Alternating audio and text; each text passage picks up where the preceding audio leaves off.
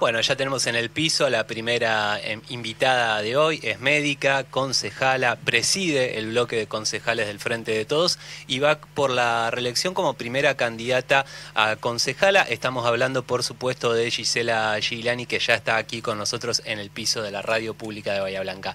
Bienvenida, Gisela, ¿cómo estás? Bien, muy bien, muchas gracias por la invitación. No, siempre es un gusto y recordaba que la tuya fue la primera visita presencial acá en esta emisora del Ágora, hace un año más o menos. Sí, me acuerdo. Sí, por esta fecha fue. Por esta fecha fue, cuando empezaron a bajar los casos. Sí. Y ahora estamos en una situación similar, pero mucho mejor porque también la perspectiva por delante es muy buena y aparte un promedio de casos veíamos hoy de solo 3. O sea... Sí, y bueno, tiene que ver con, digamos, con la planificación en lo sanitario y las medidas que se tomaron en su momento del gobierno nacional y provincial, ¿no? Las de cuidado, aislamiento en su momento, pero bueno, distanciamiento después, la vacunación. Hoy ya estamos dando la tercera dosis a los grupos que corresponden, cuando los...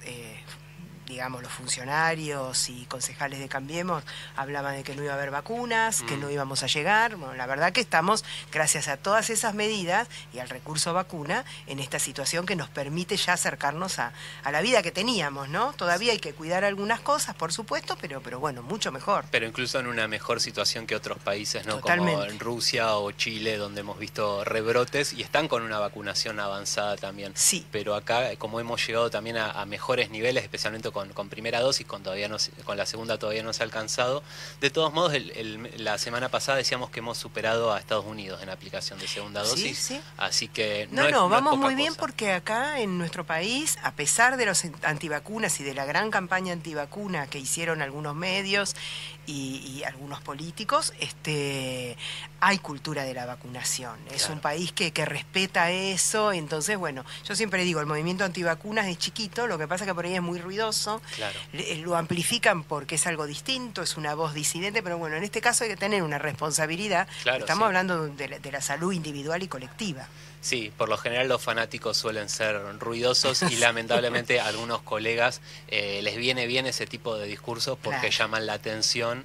Y bueno, estamos en un momento en el que se disputa más la atención que los sentidos. Y eso en política, bueno, vos en campaña lo debes haber sufrido un poco, ¿no? Ha sido una campaña difícil de instalar el debate político. El debate político, cada vez que nosotros intentamos hacerlo, tanto previo a las PASO, que hicimos una conferencia de prensa presentando nuestras propuestas, que eran bien locales y que era lo que queríamos discutir principalmente con el oficialismo, ¿no? Que es con quien tenemos una disputa, digamos, de poder más directa y de bancas, y no lo logramos. Ellos les fue muy bien en las PASO, a nosotros no tanto, así que pospaso el Frente de Todos tuvo una gran, digamos, movilidad hacia adentro, seguir conversando, fortaleciendo la unidad, si había algunos o algunas que estaban un poco más alejados, por la razón que fuere, acercarlos. Tenemos que tener en claro dónde está nuestro adversario. Nuestro adversario está en ese proyecto político que representa Cambiemos y que de popular, nacional y de mayorías no tiene nada. No. Entonces, bueno, nos fortalecimos, me parece, hacia adentro, la unidad, eso me parece que es muy bueno. Creo que Cristina también generó un acomodamiento de algunas cuestiones con su carta, lo cual liberó la atención en el momento adecuado.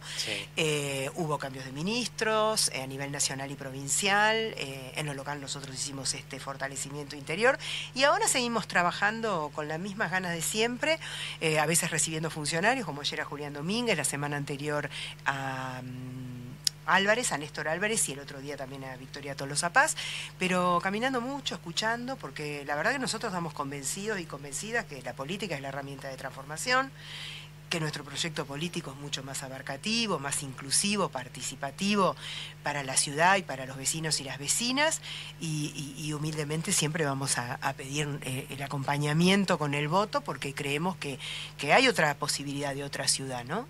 Que no es la que tenemos hoy, que es de una mirada muy reducida, muy en el micro y macrocentro, te diría casi con un desprecio por las cuestiones populares, y bueno, entonces nosotros las convicciones siguen firmes y no nos vamos a resignar a eso, ¿no? Bien, y decías de la conferencia de prensa que realizaron ayer, ¿no? Con estas críticas sobre el uso del Fondo Educativo Provincial, que es un fondo que la provincia le da al municipio justamente para cuestiones educativas. Nosotros estuvimos repasando algunos de los números, esto también un poco lo charlamos afuera del aire, molestó esta crítica al oficialismo local, no hubo esa capacidad por ahí de evadir algunas de las críticas que ustedes a veces hacen a lo que es la gestión. Yo vi la respuesta en su momento de Juglar, que para mí deja un poco que desear, porque no es una respuesta política, decir que el kirchnerismo no puede hablar de educación porque la destruyó. ¿Por qué pensás que da una respuesta tan playa y tan poco, tan poco, que se toque tan poco con lo que es la gestión real de esos fondos? Mira, yo siempre digo que en el ADN de Cambiemos está hablar mucho, tirar la pelota fuera de la cancha, no hacerse cargo y gestionar muy poco y planificar muy poco y ocuparse de los temas centrales muy poco. La verdad que el tema del fondo educativo, hay una ley que establece un fondo, ese fondo ingresa el dinero fresco, sonante, contante, para todo lo que tiene que ver con educación, e incluye aspectos de infraestructura, cuestiones de emergencia de esa infraestructura, y también todo lo otro que tiene que ver con asegurar la terminalidad educativa, generación puede ser de tablets, puntos wifi, apoyaturas, contratos de talleres, o sea, todo lo que tenga que ver con educación formal y no formal, ¿no? Y son fondos muy importantes. El año pasado, por ejemplo, estábamos hablando de 304 millones de pesos, más o menos. Y llamativamente, Cambiemos, es este intendente con la gobernadora Vidal y el ministro de Educación, Sanchezini, que firman un acta acuerdo en el cual dejan en claro que el objetivo central del fondo tiene que ver con cuestiones de la educación. Y aseguran un piso del 40% de esos fondos para infraestructura. Bueno, el año pasado fue el del 32% ese fondo. Lo que se ejecutó en infraestructura. El resto se fueron más de 100 millones al hospital municipal, para las residencias. Quiero aclarar que las residencias están presupuestadas en el presupuesto del hospital municipal. Se fueron 60, 65 millones directamente al Instituto Cultural. Bueno, digo, nosotros, esto lo quiero dejar en claro, cuando hablamos de desvío de fondo es para cuestiones que no están vinculadas directamente a educación. No lo pudieron justificar. De hecho, eso llevó a que nosotros el año pasado no aprobáramos por primera vez en mucho tiempo la rendición de cuentas del hospital municipal. Entonces nosotros decimos, mira, recién vengo justo de una escuela en la cual los ventiluz fueron de infraestructura y el consejero escolar, que es de Cambiemos, y le dijeron, esto hay que sellarlo, cuando sabemos que en una escuela tiene que haber hoy ventilación cruzada. Sí, por la pandemia. Entonces, ¿cómo no cambiarlos? Bueno, hay dinero, el fondo educativo está para eso. No es que vos tenés que hacer el 40 y no más. Claro. Bueno, es el 40 para asegurar un mínimo, pero bueno, hay una situación de emergencia. Todavía estamos cursando una pandemia, hay que asegurar no solamente las cuestiones edilicias, seguridad también para los chicos. Se cayó uno de esos ventiluz el otro día a una persona auxiliar cuando lo estaba abriendo, y también por lo que es el protocolo de COVID. Y después hablar de lo que nosotros destruimos la educación. La verdad que quienes anularon la paritaria nacional docente, quienes disminuyeron el PBI, fue el gobierno de Mauricio Macri a nivel nacional. Y si queremos hablar de lo local, también podemos decir que acá se cerraron las salas maternales, acá se devolvieron a la provincia 4 jardines municipales. A días del cambio de mandato, o sea, del fin del mandato de Vidal, ¿verdad? ¿Fue claro, eso? Fue en diciembre. Y dijeron, por cuestiones presupuestarias. Entonces, la realidad es que da bronca que desvíen el tema con clichés y que cuando vos rascas un poco no hay nada de fondo en lo cual podamos empezar a discutir. Por eso yo creo que también Adrián Juglar y Fabiola Buosi, que es la titular del Consejo Escolar hoy, y que no puede desconocer esto que estamos hablando, no van a los debates. Porque no pueden confrontar con esto. Debatamos esto, miremos los números y díganme por qué sí, por qué no. En agosto a mí me tocó entrevistarla a Buosi, y una de las frases que nos dejó, que la elegimos como título en la nota, es que a veces, es un textual de ella, a veces es muy difícil quitarnos esta idea de que todas las escuelas están mal. Digo, ¿no? Más allá de que parece un poco idealista lo que dice ella, contrasta un poco, ¿no?, con lo que dice Juglar, ¿no? Porque de última pongámonos de acuerdo, o está destruida la educación o está todo bien como dice Buosi. Hay una inconsistencia fuerte. Sí. Ni está todo destruido y no está todo bien. Claramente, hay escuelas que tienen más recursos incluso propios, vinculados a cooperadoras, otras cosas. La verdad que el gobierno nacional, aún en pandemia, con algunos programas ha traído pintura, a través de las cooperativas o a través de grupos de movimientos sociales han hecho arreglos menores en algunas otras escuelas, pero los arreglos de fondo importantes son los que se hacen con el fondo educativo. El año pasado 304 millones, este año un estimado de 385 millones de pesos. Mirá si no hay recursos para hacer la infraestructura. Hagamos un plan, pero que supere el 40%. Si es necesario, lo tiene que superar. ¿No compraron? ¿Vos viste alguna tablet que entregaran? Decime si no tenía que ver con asegurar la conectividad. Las únicas que vi que entregaron son las de un programa nacional del ENACOM. Bueno, ¿a vos te parece que no había dinero como para adquirir tablet o algún tipo de herramienta de este tipo para asegurar que los chicos pudieran continuar con su escolaridad en este momento de la pandemia? ¿O habilitar puntos de Wi-Fi en algún lado? En ningún lado. Entonces, no hablemos de que nosotros somos quienes destruimos la educación, porque no tiene nada que ver, porque las escuelas se cerraron por una situación de pandemia, y en cuanto se pudo asegurar que estos chicos fueran de manera correcta, sin peligro para ellos, ni para terceros, ni los trabajadores, ni sus familias, estos chicos están en la escuela. Y nosotros el año pasado, en marzo del 2020, ni nos imaginábamos que en septiembre, octubre del 2021 íbamos a estar en esta situación, porque seguíamos mirando también lo que pasaba afuera, claro, que ha sido más grave. Sí. Mira, ayer nos contaba Julián Domínguez que, bueno, él fue al G20 y dice, salió a caminar media hora por Roma, los negocios cerrados en una cantidad que lo alertó, ¿no? Y bueno, y nosotros acá, ¿cuántos ATP, cuántos repro, cuántas de esas medidas del gobierno nacional y del gobierno provincial aseguraron que no se bajen las persianas? Más persianas se cerraron con Macri. Sí. Acá en Bahía. Y eso te lo dice la Cámara de Comercio. Te los da los números fríos y objetivos. Claro, son datos duros, son datos duros. Y veo también en el parte de prensa que difundieron con estas críticas al fondo educativo que también se gastaron 70 millones de pesos en sueldo de personal de planta de la Secretaría de Educación. Digo, cuando no estaba este fondo educativo, ¿cómo se pagaban esos salarios? Salarios, si son de funcionarios y funcionarias de planta, sí, tienen que ser presupuestados. Cada secretaría, cada dirección, cada área presupuesta a su personal y eso es lo que nosotros leemos cuando nos presentan el presupuesto. El año pasado esto no figuraba así en el presupuesto. Vamos a ver cuando lo entreguen este año. Pero eso es una locura. Y otra cosa que quiero aclarar. Sí.